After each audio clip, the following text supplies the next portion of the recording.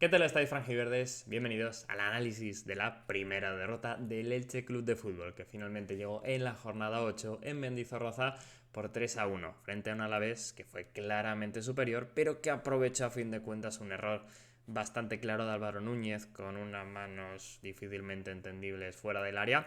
en un momento del partido más o menos bueno para lo que estaba siendo el Elche Club de Fútbol. En todo caso, el equipo del Chacho Coudet ya merecía seguramente ir ganando por entonces, y además poco después provocó la expulsión de David Affengruber, que ya fue una losa demasiado grande, pese al 2-1 de Andrés da Silva. Finalmente el resultado del tercero fue con un tanto del ex Lucas Boyé, y en definitiva pues toca hablar de todo lo malo y lo poco bueno que se puede sacar de este mal partido del equipo de Sarabia, que ve roto su invicto y sus primeras malas sensaciones prácticamente justo antes del parón de selecciones.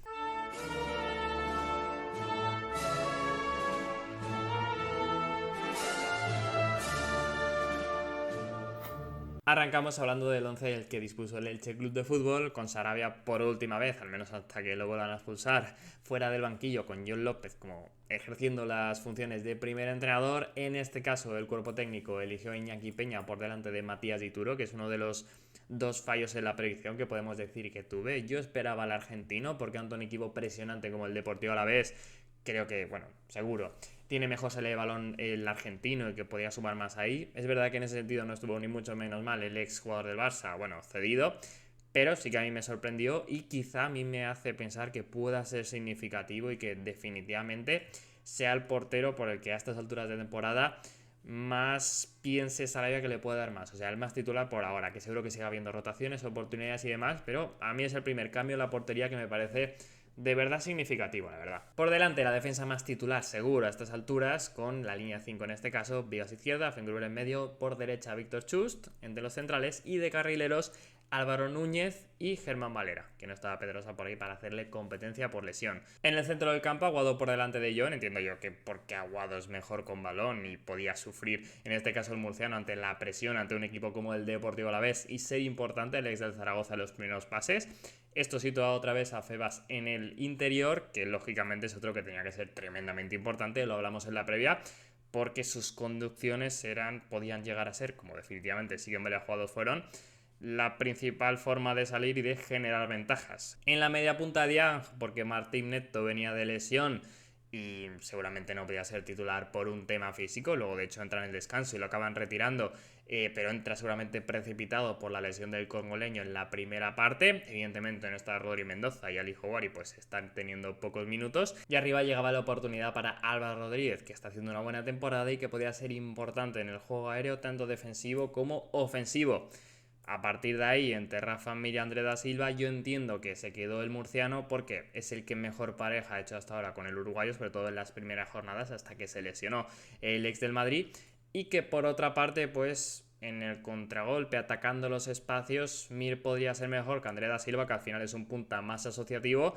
pero que seguramente tiene menos zancada, y yo entiendo que Sarabia por ahí pensó que podía pillar al Alavés en los contragolpes y demás. Los primeros 13 minutos más o menos de partido, lo cierto es que son igualados, con el Alavés ya queriendo presionar, mordiendo en salida de balón al Elche, pero con el equipo de Sarabia siendo más o menos capaz de quedarse el balón, de sortear esta presión, de tener diferentes llegadas, con el Alavés también, un partido de bastante ritmo y, como digo ya, bastante disputado. Y de hecho señalo ahí quizás la primera y una de las pocas ocasiones interesantes que tiene el Elche en la primera parte, con una muy buena salida desde atrás, lógicamente con Febas conduciendo, ya lo hemos mencionado bastantes veces, la importancia que iba a tener aquí, tira una pared con Grady Diang y el balón acaba de área a área hasta que Rafa Mir golpea bastante escorado y a las manos, en este caso de Antonio Sivera, guardameta local, que quizá podría haberse resuelto un poco mejor esta acción, pero daba imagen de lo que tenía que hacer este Elche, y que lo cierto es que no pudo hacer muchas más veces. Porque de hecho esto es sobre el minuto 13 y a partir de ahí sigue a la vez empieza a crecer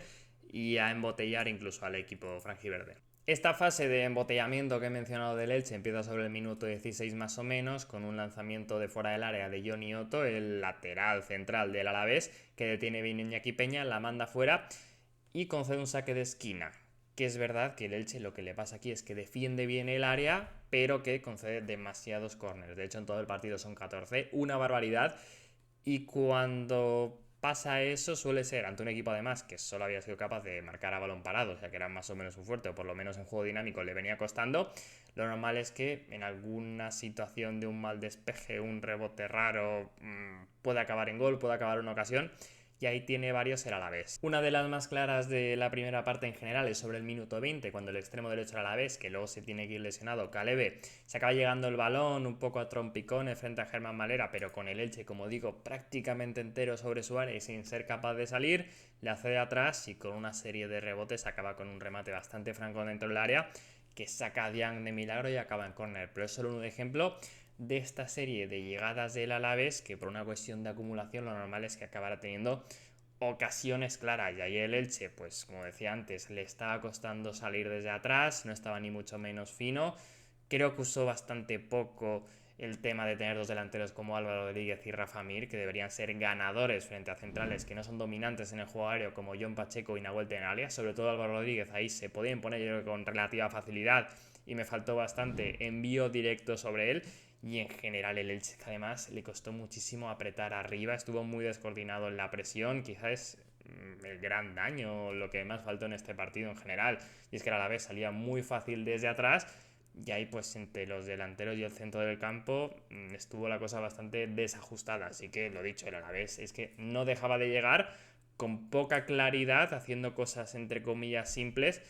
pero que aunque el Elche estaba defendiendo bien el área, no podía ser sostenible seguir así todo el partido. Luego el Elche sí que tiene un par de situaciones, sin ser demasiado claras, pero un desborde, por ejemplo, por banda de Dian, que acaba en amarilla en el conjunto alavesista, y con un centro lateral que despejan dentro del área, pero que en ese balón parado podría tener peligro. Luego en otro, en un saque de esquina, sacado en corto, un lanzamiento de fuera del área de Febas, que para bien si libera, pero bueno, que sí que son un par de acercamientos, de ocasiones. Es verdad que la fase de embotellamiento no dura toda la primera parte del Elche, ni es constante, pero que hubo minutos concretos donde es que son centros y despejando sin luego ser capaz de salir. Y sí que acaba la cosa con bastante ritmo, con la sensación de duelo disputado, pero claramente en favor en definitiva del Deportivo Alavés. Luego el Elche acaba con 10 la primera parte porque Grady Dian se lesiona sobre el 43 después de lanzar una falta. Veremos cuánto dura esta lesión muscular, a ver con el parón de selecciones que estaba convocado con República Democrática del Congo. Entiendo que no irá, pero cuánto le cuesta recuperarse. Faltaban unos poquillos minutos para el descanso y por eso pues decide John López en este caso no realizar el cambio, no gastar la ventana. Luego también mencionar que según lo que dice Sarabia en rueda de prensa, Dian siente unas molestias anteriores a esa lesión definitiva en su otra pierna. Eso le lleva seguramente a forzar la izquierda, que es de la que se lesiona. Y por ello, pues pienso que posiblemente, no sé si es que no lo avisa a tiempo que el jugador, pero lo ideal hubiera sido retirarlo antes, no tomar riesgos, porque aunque es verdad que prácticamente cualquier jugador ya, o casi todos, juegan en algún punto los partidos con molestias, este especialmente viene sin pretemporada, con poco rodaje, lo he dicho también varias veces Sarabia, y por ahí pues seguramente había que correr varios riesgos. Aunque es verdad que, como he mencionado un poco en la alineación, pues no estando Rodri Mendoza, no había muchas alternativas para la media punta. Pero bueno, creo que ahí pues lo normal, si es así como dijo Sarabia, si tanto riesgo se estaba tomando, pues hubiera sido dar entrada a Ali Houari antes de que el congoleño en este caso se hubiera lesionado definitivamente. A mí, por cierto, el partido de Dian, Diangana, como quieran llamarlo, no me parece malo, sin más, cumplidor. Es verdad que es un jugador que aún creo que no termina de estar del todo metido en el equipo, tiene que ir poco a poco, aparte del tema físico que comentábamos, es normal, al final viene de un fútbol bastante diferente, llegó relativamente tarde en el mercado, además en una posición bastante importante como la media punta, a priori siendo más extremo y demás. Entiendo que con él haya que ir poco a poco. No termino de verlo del todo, como digo, en la dinámica, pero que sí que deja acciones buenas. Creo que es futbolista de primera división, al menos tiene pinta, aunque como digo, paciencia, tampoco hemos visto demasiado de él.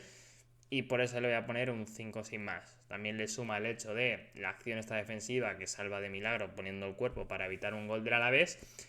Y que igual sí que en negativo le cuesta un poco girarse y que ante este tipo de equipos con presión, por ejemplo luego Martín Neto, sin tampoco brillar demasiado, ya hablaremos de él, me gustó más sobre todo a nivel de posicionamiento, por decirlo así, de giros, de sacar el balón y demás. El inicio de la segunda parte es de duelo igualado, aunque el Elche no termina de encontrarse, pero el Alavés no está tan intenso, no consigue embotellar tanto al equipo franjiverde como durante tramos de la primera, si bien es cierto que tiene una ocasión más o menos clara unos pocos minutos después del pitido de este inicio de la segunda parte con un disparo lejano de Antonio Blanco ante el que realiza una buena parada Iñaki Peña, poniendo ahí el balón y despejando, que es verdad que encaja 3 goles,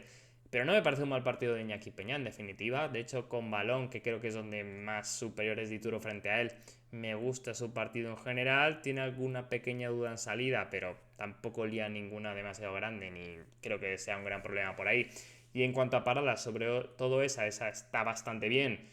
Y lo cierto es que en los goles, pues tampoco se le puede pedir, yo creo que demasiado. Así que le voy a poner un 6 al portero, por ahora parece titular de este Elche. El Elche sí que es capaz de tener alguna posesión y generar más o menos peligro. De hecho, sobre el minuto 56 llega una ocasión anulada por fuera de juego, pero que no tengo claro si es. En todo caso, no entra al VAR porque no es gol. Es este balón cruzado de Álvaro Núñez sobre la incorporación de Marc Aguado, que lee muy bien este tipo de situaciones, siendo un pivote es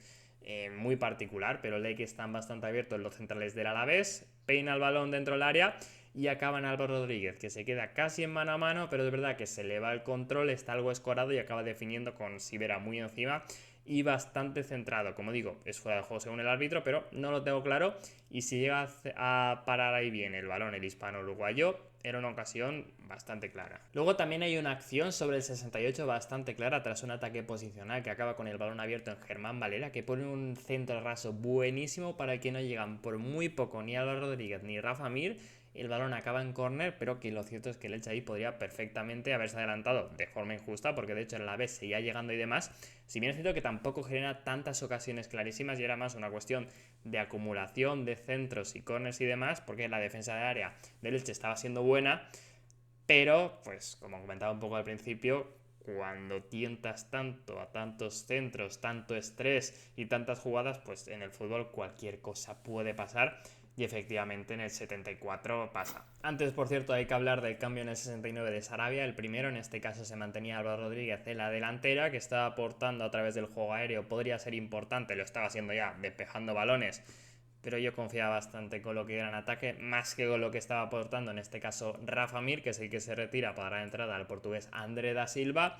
El murciano, que la verdad es que no me gusta nada su partido, apenas se impone en duelos, creo que no termina de presionar bien en el juego, aporta poquito y solo tiene un lanzamiento, que es el de la primera parte que comentábamos, de asistencia de Febas, que le sale bastante centrado. Entonces le voy a suspender por bastante, la verdad, le voy a poner un 3. También en este cambio se para un poco el partido, básicamente porque cuando se retira Rafa Mir le pita mucho y supongo que le insultan por el tema judicial que está abierto de los presuntos abusos que puede haber hecho con una chica cuando era jugador del Valencia.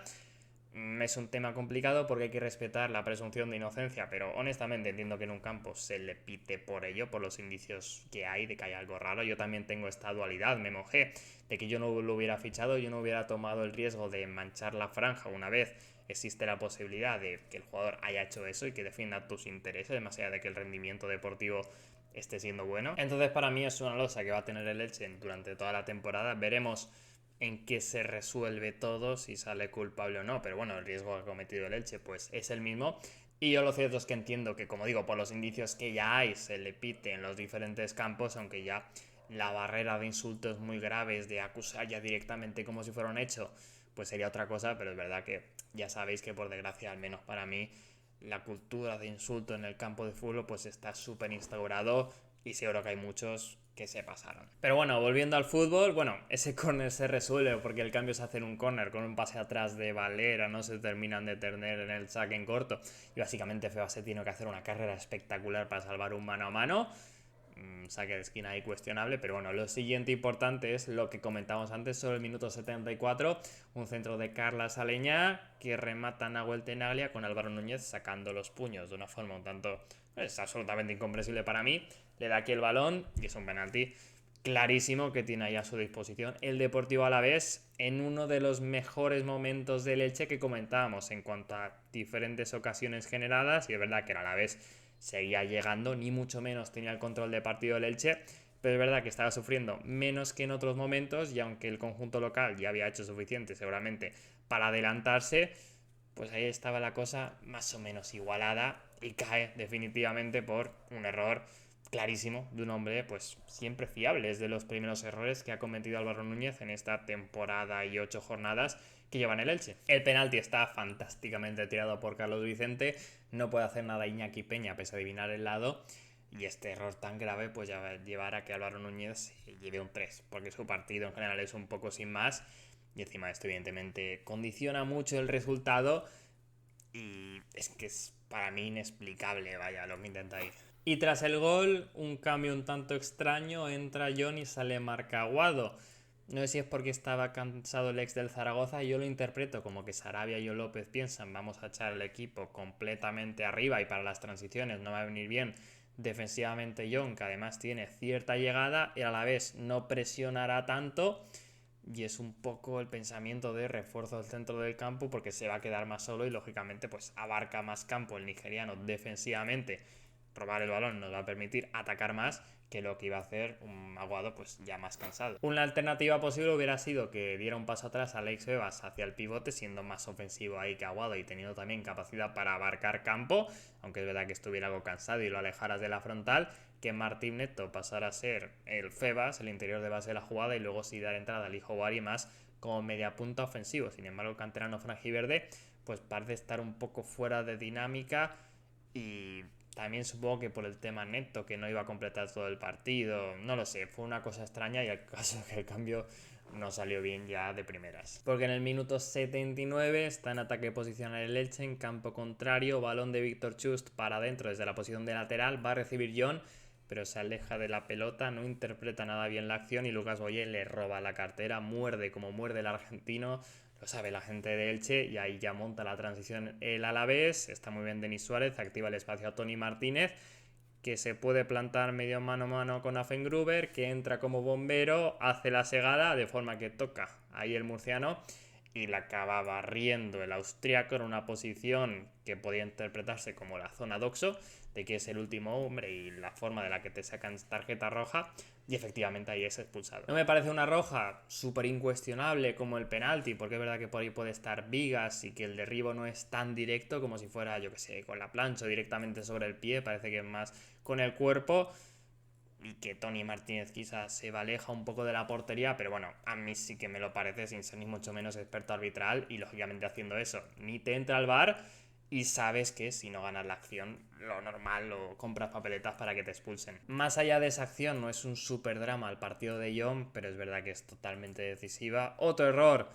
difícil de entender, creo yo, y por eso pues también le voy a poner un 3. A Fengruber no le voy a suspender, le voy a poner un 5 pelado porque es verdad que hasta entonces me estaba pareciendo buenísimo su partido, siendo el más fuerte en la buena defensa de área que, como estaba comentando, estaba haciendo en líneas generales el Elche Club de Fútbol, y que es verdad que es una acción límite que acude ahí como bombero, aunque es verdad que yo creo que toma un riesgo innecesario que sin llegar a la segada puede más o menos molestar a Tony Martínez y que la roja para cortar esa acción pues puede merecer la pena quedando eso 15-20 minutos cuando vas ganando para, oye, sostener el resultado y evito el mano a mano, teniendo en cuenta que voy a perder lo que queda de partido y también el siguiente ante el Athletic en este caso. Llegaremos ya a ese problema, pero que perdiendo, teniendo que remontar, como digo, creo que podría haber condicionado un poco más la acción de Tony Martínez, aunque fuera bastante límite, y que desde luego hubiera sido mejor. Más visto ahora, pero que creo que sí, un mano a mano que quedarse sin el austriaco, que lógicamente ahí iba a ganar la acción, solo que para mí, pues, demasiado riesgo y lo acaba pagando. Luego encima el partido ya se complica casi definitivamente cuando saca el largo Iñaki Peña, pierde su duelo aéreo Martín Neto. A partir de ahí Lucas Boyé se hace grande y también le gana la acción demasiado fácil, creo yo, a Víctor Chust y activa el espacio a Tony Martínez, que es un delantero muy potente, y se come girándose a Vigas, Álvaro Núñez, y define de una manera magistral ante Iñaki Peña. La verdad es que hace un golazo el delantero del Alavés. Y ante la inferioridad numérica, nueva ventana de cambios de Sarabia. Esta vez el sistema cambia a ser un 4-2-3 en vez del 4-3-3, pues pierde ese centrocampista, se retira del campo Martín Neto. Lógicamente, por un tema físico, seguramente con uno menos tendrías que correr más durante el partido y físicamente lo querrían cuidar. Recordemos que seguramente ya había entrado antes de tiempo. Se sitúa Leo Petrot como lateral izquierdo, pasando a ser extremo derecho Germán Valera, y también se va uno de los puntas, Álvaro Rodríguez, entrando ahí Adam Boyar, debutando en primera división como extremo izquierdo. Destacar que Adam en los pocos minutos que tiene creo que deja detalles de calidad y le va a dar para llevarse un 6, que normalmente con el tiempo que tiene de participación sería un 5 como sin calificar, como se llevará Petrot,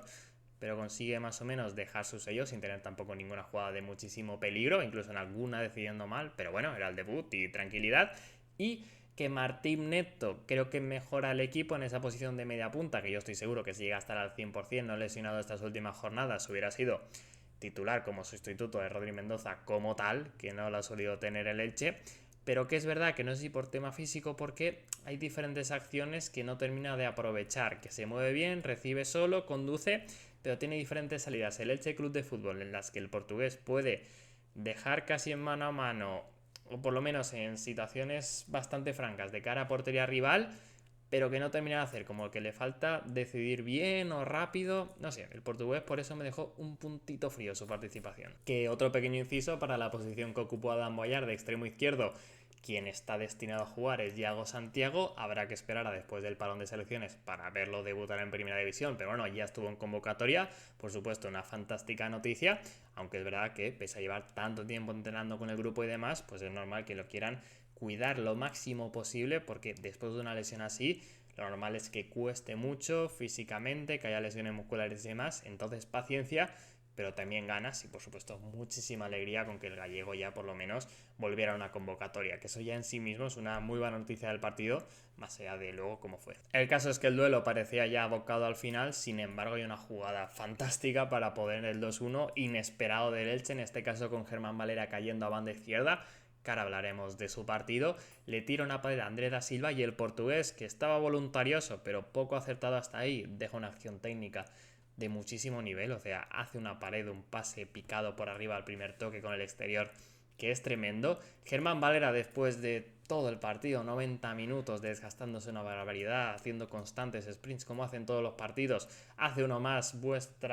otra vez, que es velocísimo y llega de últimas. De hecho, tienen que revisar en el VAR si sale ese balón o no. No lo hace y pone la asistencia para que Andrés da Silva, bastante solo dentro del área, pero desde el punto de penalti, teniendo que hacer una volea complicada de interior, la defina muy bien. Quizá puede pararla o no Antonio Sivera, pero bueno, ponen ahí un gol de mucha calidad, casi podríamos decir otra vez golazo,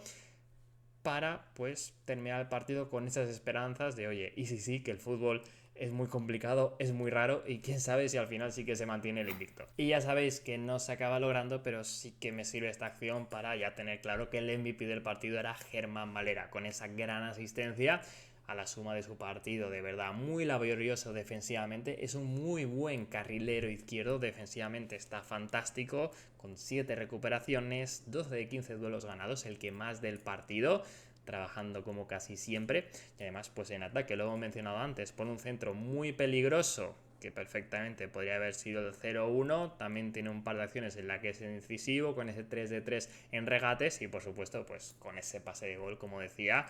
tiene que ser el MVP para mí de forma clara. Le voy a dar de hecho un 9, es que me gustó mucho su partido, aún teniendo en cuenta las circunstancias, y ya definitivamente creo que tras 8 jornadas está claro que es jugador de primera división, que Sarabia le cambió absolutamente la carrera. Este tío tuvo la posibilidad de irse a la Arouca, liga portuguesa, pero llegó en invierno al Elche, lo ha llevado a primera división, y es que es un fijo en la plantilla, sea como titular, como suplente, de extremo, de carrilero, de lo que sea. Y ciertamente pues es una de las pocas noticias positivas que se puede llevar el Elche de Mendizorroza. Y la otra posiblemente es que Andrés da Silva sigue con su racha goleadora, que dejó esa de verdad muy buena acción en el tanto. Son 4 en los últimos 5 partidos, que no está nada mal, está enchufado, ya es el máximo goleador del Elche en solitario, superando a Rafa Mir. Y creo honestamente que tras el parón de selecciones, Sarabia tendría que empezar a invertir con que el portugués acabe siendo claramente su delantero titular. Si este responde, por supuesto, pero creo que es el jugador de más potencial del Elche y que una vez superada, creo ya, esta fase de adaptación y de rodaje y demás, pues se le tendría que intentar dar las alas. Pero bueno, ya para cerrar con el partido, tras el saque de centro al Alavés, manda un balón directo arriba, Lucas Boyé hace una de las suyas, se impone en el duelo a Chust, otra vez creo yo que demasiado fácil, y a partir de ahí pues el conjunto vitoriano, con el Elche lógicamente muy expuesto, buscando el empate en las últimas, aprovecha los espacios, un par de asociaciones, y el argentino, el ex del Elche, la manda para adentro, pide perdón y acaba cerrando pues la primera derrota de su ex equipo en la liga. Y aquí tenéis las notas de todos los jugadores que intervinieron en el partido, algunos las hemos mencionado durante el vídeo, otras no. A destacar por supuesto el 8 que le pongo a Alex Febas, que no es MVP pero solo por un punto por debajo del 9 de Germán Valera. El centrocampista creo que suma su 4.º partido consecutivo, siendo de los jugadores más destacados del Elche Club de Fútbol. Lo hemos hablado en el partido y en la previa, que sus conducciones iban a ser muy importantes y por él, desde luego que la derrota no fue. Puede quedar un poco manchada su actuación, entre comillas, o infravalorada por el hecho de que el Elche pues estuvo mal y acabó en derrota, pero como digo, creo que su partido sí que fue verdaderamente bueno. Respecto a la clasificación, que aquí tenéis cómo acaba tras la jornada, diría que lo más reseñable del resto de partidos es que el Fútbol Club Barcelona también perdió su invicto. Los dos únicos invictos de lo que iba de temporada en la Liga cayeron en el mismo día además, ante un Sevilla que consiguió adelantar al Elche por tema de golaverage y demás, pero bueno, no es nada significativo. El equipo de Sarabia pierde ahí su plaza Champions, pero bueno, sigue la lucha por Europa, teóricamente, porque por supuesto el objetivo sigue siendo la salvación. Y ya veremos después del parón de selecciones, porque toca medirse frente al Athletic en casa y visitar doblemente Barcelona, un español que está a muy buen nivel, como se ve también en la clasificación, por ahí en la zona medio alta, y con todo un Fútbol Club Barcelona tras ello. Cuando lleguemos a ese río cruzaremos ese puente, pero ojito lo que se viene. Y hasta aquí el vídeo. Por supuesto que pese a la derrota del Elche, te animo a dejar tu me gusta y nuevo botón de hype, suscribirte si no lo estás, cualquier tipo de comentario, de feedback del vídeo, del partido, de las notas y demás, y nos vemos en el próximo vídeo, que veremos cómo aprovechamos el parón de selecciones.